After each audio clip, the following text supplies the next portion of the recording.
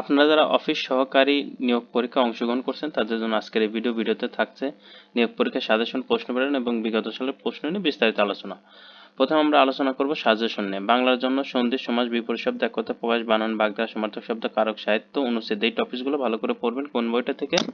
Office সহকারী এই বইটা থেকে এবং বাংলা ব্যাকরণ এই দুইটা বই থেকে।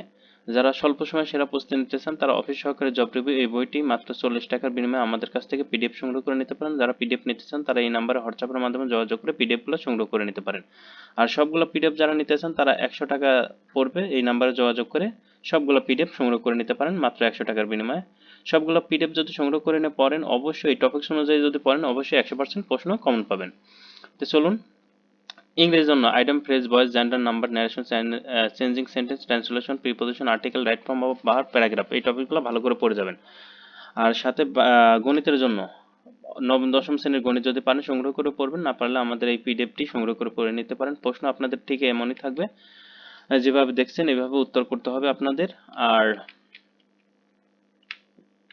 আর যে বিষয়টা থাকে যে কত মার্কের পরীক্ষা হবে, টোটাল 80 মার্কের পরীক্ষা হতে পারে অথবা 70 মার্কের।